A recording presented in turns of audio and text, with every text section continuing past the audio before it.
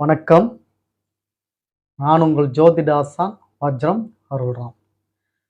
உறவுகளே, நவகிரகங்களை நீங்கள் வழிபாடு செய்து வந்தால் உங்களுக்கு யோகங்கள் கிடைக்குமா அல்லது பாதகங்கள் கிடைக்குமா என்ற ஒரு கேள்வி. இந்த கேள்வி எமது கேள்வி அல்ல, எமது பார்வையாளர்களில் ஒருவரான ஐயா ரங்கநாதன் என்பவர் இந்த கேள்வியை கேட்டுள்ளார். அவர் எப்படி இந்த கேள்வியை கேட்டுள்ளார் என்றால், நவகிரகங்களை வழிபாடு செய்வதன் மூலமாக எனக்கு என்ன நன்மை கிடைக்கப்பெறும்? ஒரு கிரகம் எனக்கு நல்ல கிரகமாக இருக்கிறது, ஒரு கிரகம் எனக்கு கெட்ட கிரகமாக இருக்கிறது.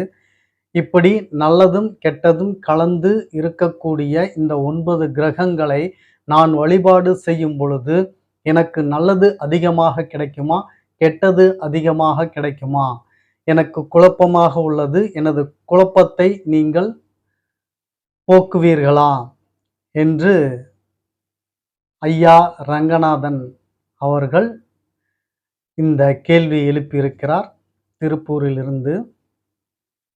ஐயா ரங்கநாதன் அவர்களே, உங்கள் கேள்விக்குண்டான பதிலை உங்களுக்கு சொல்லாமல் நான் பதிவில் சொல்லியிருக்கிறேன்.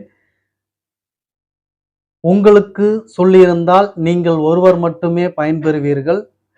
பதிவில் நாம் சொல்லும் பொழுது அது எல்லோருக்கும் பயன் தரவல்லதாக இருக்கும். அதனால்தான் உங்கள் அழைப்புக்கு நான் உடனே பதில் போடவில்லை. இப்பொழுது பதிவை பார்த்து நீங்கள் தெரிந்து கொள்ளுங்கள். எல்லோருக்கும் இது பயனுள்ளதாக இருக்கும். கேள்வி அதுதான், நவகிரகங்களை வழிபாடு செய்யும் பொழுது கிடைப்பது யோகமா அல்லது பாதகமா, நல்லதா கெட்டதா என்பது கேள்வி. இந்த கேள்விக்குண்டான பதிலை இந்த பதிவில் நாம் பார்க்க போகிறோம். பார்ப்பதற்கு முன்னால் புதிதாக நமது சேனலை பார்த்து கொண்டிருக்கக்கூடிய உறவுகளே, நீங்கள் உங்களது சொந்த பந்தங்கள், உறவினர்கள், அக்கம் பக்கத்தில் இருப்பவர்கள் மற்றும் உங்கள் நண்பர்கள் அனைவரிடத்திலும் நமது சேனலை பற்றி எடுத்து சொல்லி அவர்களையும் சப்ஸ்கிரைப் செய்ய சொல்லுங்கள். உறவுகளே, நாம் ஸ்ரீ ஜெயகௌரி ஜோதிடாலய நிறுவனம் ஒன்றை நடத்தி கொண்டு வருகிறோம். அந்த நிறுவனத்தின் வழியாக இல்லாதவர்களுக்கும் இயலாதவர்களுக்கும் ஏழை எளியவர்களுக்கும் நம்மால் முடிந்த உதவிகளை செய்து கொண்டு வருகிறோம். அது மட்டுமல்ல, இறை தொண்டுகள் செய்து கொண்டு வருகிறோம். ஓம் வளர்ப்பது, வேள்வி வளர்ப்பது, இது போன்ற நற்காரியங்களையும் செய்து கொண்டு வருகிறோம். நாம் செய்வதனால் கிடைக்கப்பெறும் புண்ணியங்கள் அத்துணையும் கௌரி ஆன்மீக சேனலின் பார்வையாளராக இருக்கக்கூடிய உங்கள் ஒவ்வொருவருக்கும் கிடைக்கப்பெற வேண்டும் என்ற எண்ணத்தில் தான் அவ்வாறு சொல்கிறேன். உறவுகளே, தயவு செய்து நான் சொன்னது போல எல்லோருக்கும் சொல்லி சப்ஸ்கிரைப் செய்ய சொல்லுங்கள். பார்த்து கொண்டு இருக்கக்கூடிய நீங்கள் முதலில் நமது சேனலை சப்ஸ்கிரைப் செய்யுங்கள். அருகில் இருக்கக்கூடிய பெல் பட்டனை ப்ரெஸ் பண்ணிக்கோங்க. லைக் பண்ணுங்க, ஷேர் பண்ணுங்க. இப்போ பதிவுக்குள்ள போகலாம் வாங்க உறவுகளே.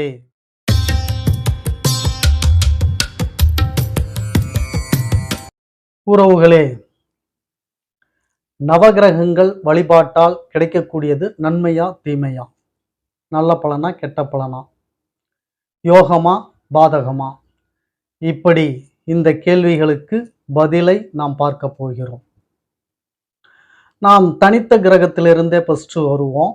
ஒரு கிரகத்தை எடுத்துக்கொள்ளுங்கள். குறிப்பாக சொல்ல வேண்டும் என்றால் உங்கள் ஜாதகத்தில் லக்ன அதிபதியை எடுத்துக்கொள்ளுங்கள். இந்த லக்னத்தின் அதிபதி யாராக வேண்டுமானாலும் இருக்கலாம்.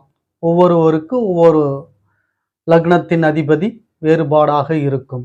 அப்படி ஒரு எடுத்துக்காட்டிற்கு கடக லக்னம் என்று வைத்துக் கொண்டோம் என்றால், இந்த கடக லக்னத்திற்கு அதிபதியாக வரக்கூடியவர் சந்திர பகவான். இந்த சந்திர பகவானை நீங்கள் வழிபாடு செய்யும் பொழுது அவர் உங்களுக்கு சிறப்பான பலனை தருகிறார். உங்களது வேண்டுதலுக்கு செவிமடுத்து நமது பிள்ளை துன்பப்படக்கூடாது, துயரப்படக்கூடாது, கஷ்டத்தில் ஈழக்கூடாது என்று உங்களுக்காக அவர் நன்மை தருகிறார் என்று வைத்துக்கொள்வோம். லக்ன அதிபதியாக இருக்கக்கூடிய சந்திர பகவானை நீங்கள் வழிபாடு செய்து வரும் பொழுது சரி, அப்படியே நீங்கள் எடுத்துக்கொண்டீர்கள் என்றால் 7க்கும் 8க்கும் அதிபதியாக உங்களுக்கு சனி பகவான் வருவார். இந்த சனி பகவானை நீங்கள் வழிபாடு செய்து வந்தால் அவர் 8க்கு அதிபதியாக இருந்து ஆயுள், கண்டம், கோர்ட்டு வழக்கு, ஸ்டேஷன், அடிதடி பிரச்சனைகள், வன்முறைகள், இப்படி இவைகளுக்குண்டான பாதிப்புகளை உங்களுக்கு அதிகப்படுத்தி தருவாரா? 7ஆம் பாவகத்திற்கு அதிபதியாக இருந்து உங்களுக்கு நல்ல மனைவி, நல்ல நண்பர்கள், கூட்டு தொழில் சிறக்கும்படி இப்படி வைப்பாரா அவரை வணங்கும் பொழுது? இல்லை இந்த பலன்களை அப்படியே உங்களுக்கு இல்லாமல் செய்து விடுவாரா? இதில் எது நடக்கும் என்பது ஒரு ஆழமான கேள்வி. அவர் கேட்டிருந்த கேள்வியின் தாற்பயம் இதுதான். லக்ன அதிபதியை நீங்கள் வேண்டும் பொழுது அவர் நல்லதை செய்த இருக்க இன்னும் நல்லது செய்கிறார். நீங்கள் கெட்ட அதிபதியாக 7க்கும் 8க்கும் 7 மாரகத்தை தரும், 8 கண்டம், வழக்கு, கோர்ட்டு கேஸ், விபத்து, அவமானம், கஷ்டம், இன்னல் இதையெல்லாம் தரக்கூடியது இந்த 8. இதில் நீங்கள் இவரை வழிபாடு செய்யும் பொழுது அவர் எப்படி பலனை உங்களுக்கு கூட்டி கொடுக்கிறாரோ அதே போலத்தானே இவரும் கூட்டி கொடுப்பார். அப்போ இவரை வணங்குதல் சரியா என்ற கேள்விதான் அவர் கேட்ட கேள்விக்குண்டான ஆழ் கருத்து. அவர் கேட்ட கேள்வியின் ஆழ்ந்த கருத்து இதுதான். இப்போ இது எதை தரும்? இந்த கிரகம் லக்னாதிபதியாக இருந்துவிட்டு அவர் சிறப்பான பலனை கொடுத்து விட்டார். இவர் கெட்ட அதிபதியாக மாரகத்திற்கும் கண்டத்திற்கும் அதிபதியாக இருக்கக்கூடியவரை வணங்கும் பொழுது இவர் அதை அதிகமாகத்தான் தர வேண்டும். அதுதான் விதிமுறை. ஆனால் அதை குறைத்து கொடுக்க வேண்டும். எப்படி தருவார்? நீங்கள் வணங்கும் போது நம்மை வணங்குகிறார் என்று அதை அதிகப்படுத்தி தருவதுதான் கிரகங்களின் ஒரு வரைமுறை நீதி. ஆனால் அதை குறைத்து எப்படி தர முடியும் என்றால், என்ன காரணத்திற்காக நீங்கள் வழிபாடு செய்கிறீர்கள் என்று ஒன்று இருக்கிறது அல்லவா? இந்த துன்பம், இந்த கஷ்டம், இந்த பிரச்சனைகள், இந்த அவமானம், இந்த வறுமை, இவைகள் என்னால் தாழ முடியவில்லை, இது இல்லாமல் செய்யுங்கள் அல்லது குறைத்து கொடுங்கள் என்று நீங்கள் அவரை வணங்கும் போது அதற்கு செவிமடுத்து அதை குறைத்து கொடுப்பார் அல்லவா? அப்போ வணங்கும் போது உள்ள வித்தியாசம் என்ன? ஒரு லக்னாதிபதியாக இருந்தால் அவரை நீங்கள் எனக்கு அதிகமாக கொடு என்று வணங்குகிறீர்கள். ஒரு கெட்ட ஸ்தானத்துக்கு அதிபதியாக இருந்தால் அவரை எனக்கு துன்பத்தை குறைத்து கொடு என்று வணங்குகிறீர்கள். வணங்கும் போது உள்ள வேறுபாடு. அதனால் கிரகங்கள் மத்தியிலும் வரம் தருவதில் வேறுபாடாக மாறுகிறது. இதுதான் உண்மை. சரி, இப்போ தனிப்பட்ட கிரகங்கள் ரீதியாக வணங்கும் போது சரி, நவகிரகங்களை நாம் வணங்கும் போது எப்படி வணங்குவது? இதே கான்செப்ட் தான். நல்ல கிரகங்கள் எல்லோரும் எமக்கு சிறப்பான நன்மையை இருக்க வாரி வழங்குங்கள். தீமையை கொடுக்கக்கூடிய கிரகங்கள் எனக்கு தீமையை விலக்கி கொடுங்கள், அதை இல்லாமை செய்யுங்கள் என்று நீங்கள் பொதுவாகத்தான் வணங்க முடியும்.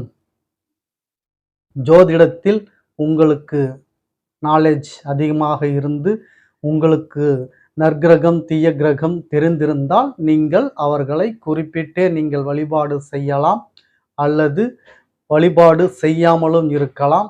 அது அவரவர் அறிவை சார்ந்த விஷயம்.